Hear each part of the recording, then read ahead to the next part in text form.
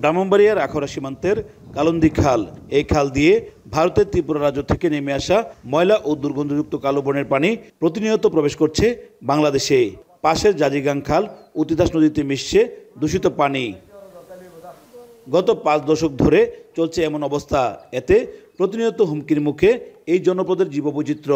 ভিন্ন ব্যবস্থা না থাকায় সীমান্তবর্তী ১৫টি গ্রামের কৃষক জমিতে সেচ দেয়া নিয়ে বিপাকে।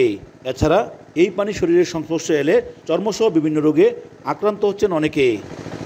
স্থানীয় বাসিন্দাদের দাবি, ইটিপি বাস্তবায়ন করার মাধ্যমে পরিশোধিত পানি যেন বাংলাদেশে পাঠানোর ব্যাপারে পদক্ষেপ গ্রহণ করা হয়, অন্যথায় ঝুঁকিতে পড়বে জনস্বাস্থ্য, এমনটি মনে করছেন এই অঞ্চলের কৃষক সহ সাধারণ মানুষ।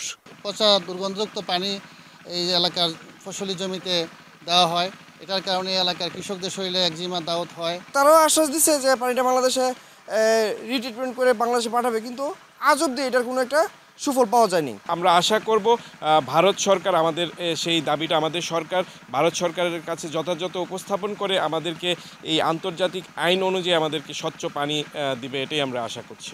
জেলা প্রশাসন জানিয়েছে, দূষিত পানি প্রবেশের বিষয়টি মন্ত্রণালয়ের মাধ্যমে ভারতকে অবগত করা হয়েছে। আলোচনার মাধ্যমে এটি সমাধানের চেষ্টা চলছে।